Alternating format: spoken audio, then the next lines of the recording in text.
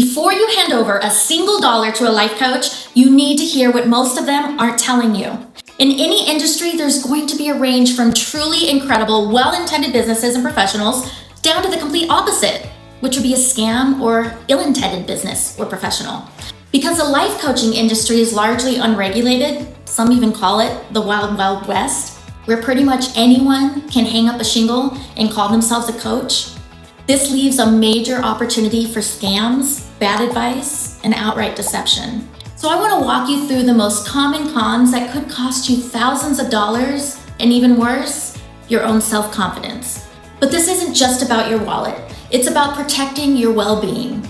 By the end of this video, you'll have a solid understanding of what a coach really does and a simple but powerful checklist to help you differentiate between a well-intended, authentic coach and potential scam.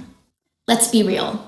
The idea of a life coach sounds amazing, right? We all have goals, we all have dreams, and we all have those moments where we feel stuck, lost, or just need a little push. And then you see it, an ad in your social media feed, a perfectly curated Instagram of someone who seems to have their entire life figured out.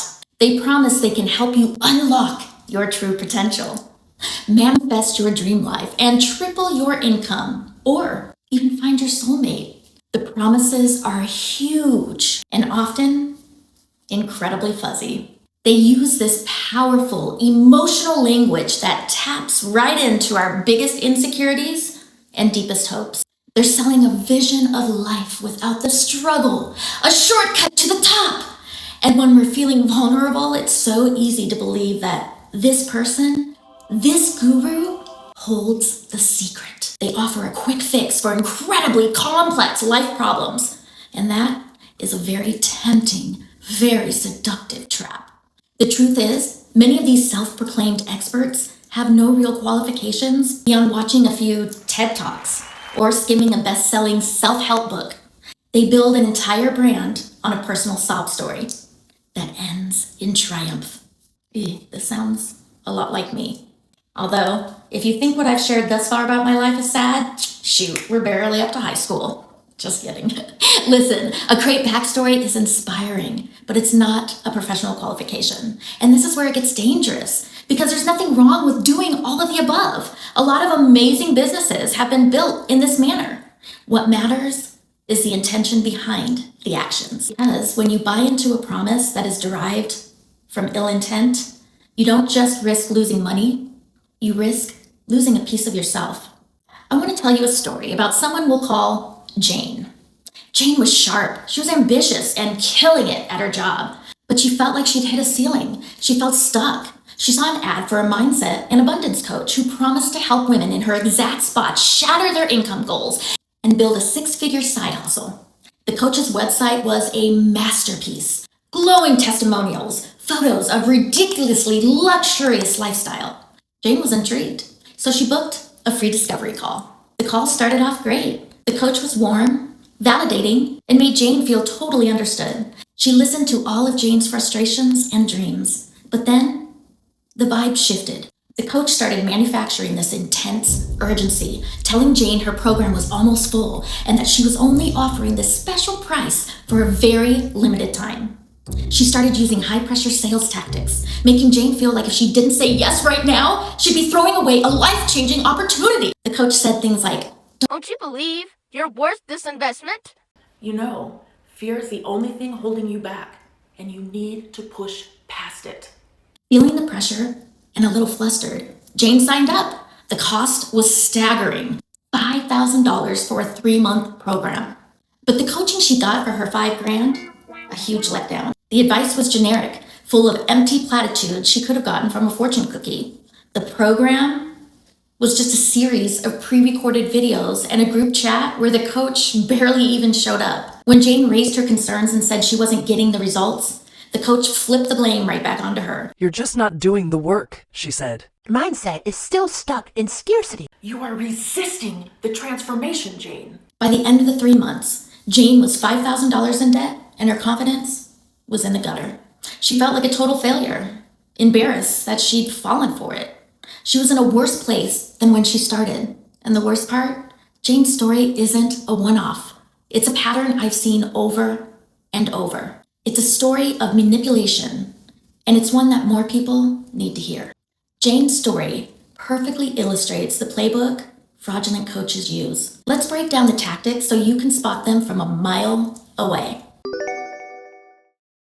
First, you have the medical claim scam. This is one of the most dangerous red flags. A life coach, when acting as a coach, is not a therapist, a doctor, or a licensed mental health professional. They cannot diagnose or treat conditions like anxiety, depression, or PTSD. If a coach ever claims that they can cure your anxiety or help you heal deep trauma, you need to run.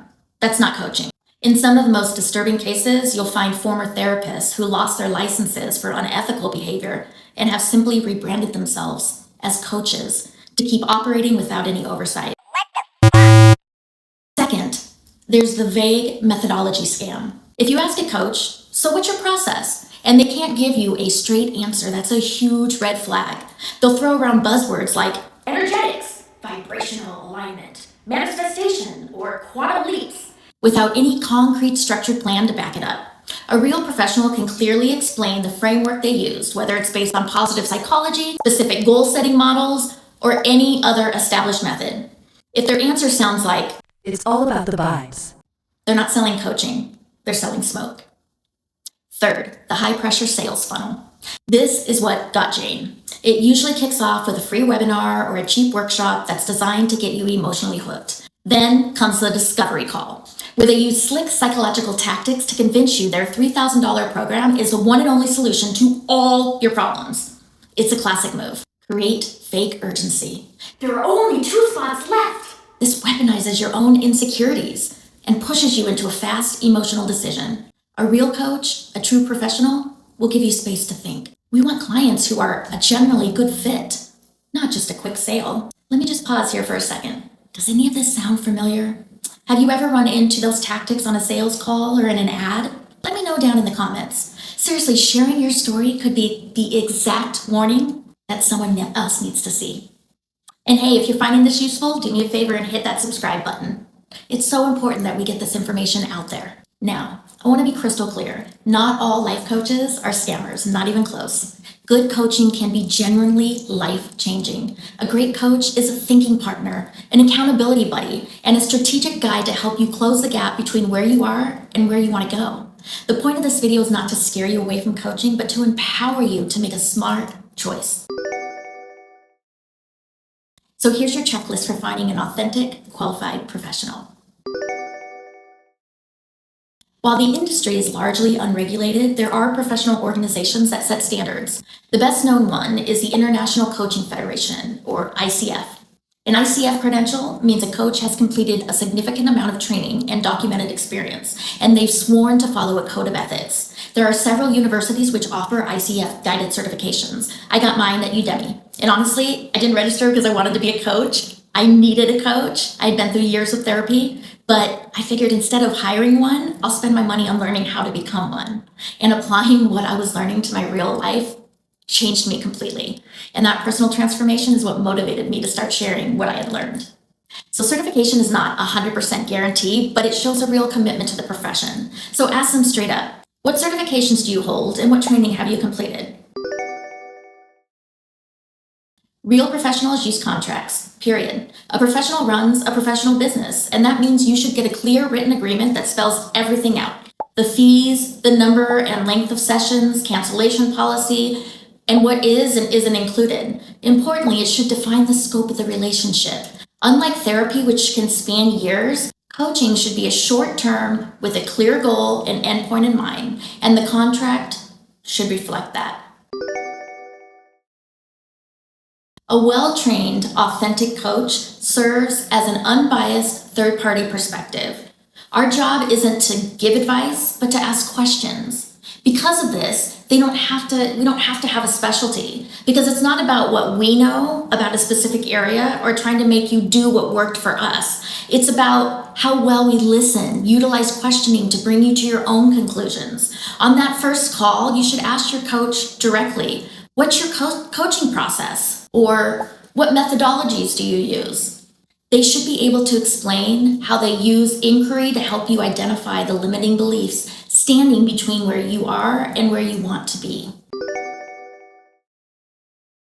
Most legitimate coaches offer a free consultation. Remember, you're not there to be sold to. You're there to interview each other. Just as you're interviewing the coach should be assessing whether coaching is a good fit for you as well and what you're trying to accomplish. Sometimes I have to decide not to work with a prospective client if the person is unwilling to take responsibility for change, expects me to fix their life, or is resistant to any self-reflection. Because it's not about somebody struggling or feeling stuck. Those are common reasons people seek coaching. It's about whether they're ready to engage in the coaching process. That's just something to keep in mind. But when you're on your consultation call, pay attention to your coach's approach. Do they listen more than they talk? Do they ask smart, powerful questions that make you think? Or do they spend the whole time bragging about themselves and pushing their program? A one-size-fits-all approach is a huge red flag. A great coach doesn't give you the answers. They help you find your own. You should walk away from the call with a little more clarity, whether you decide to hire one or not. This is a big one. A great coach knows their limits. They understand the critical line between coaching and therapy. Coaching is forward-looking and goal-oriented. Therapy often delves into the past to heal deep wounds. One of the biggest signs of a true professional is their willingness to refer you to someone else. If you bring up issues like deep-rooted trauma, clinical depression, or other serious mental health concerns, an ethical coach will slam on the brakes and say, "Oh, that sounds like something that would be better explored with a therapist. Can I help you find resources for one?" A coach who respects these boundaries is a coach you can trust. Look, the world of life coaching is filled with both incredible potential and a lot of risk. The promises of an instant magical transformation are tempting, but they often just hide the fact that this is an industry where anyone can claim to be an expert. But you don't have to fall for the hype. By understanding the scammer's playbook and using a clear vetting checklist, you can navigate this world with total confidence. Remember, the power is in your hands. Don't let yourself be swayed by high-pressure sales calls or promises that sound too good to be true. Look for professionalism, clear boundaries, real training, and a structured plan. A great coach is a partner who helps you find your own answers. You are the expert on your own life, and you have every right to be picky about who you let on your team. You are in control. All right, self-mastery mates, if this video helped you, please share it with a friend or anyone you know who might be thinking about hiring a coach. Let's make sure everyone has the tools to make an empowered choice. For more deep dives that help you navigate the world of self-improvement with your eyes wide open so you can unleash your limitless potential, make sure you're subscribed.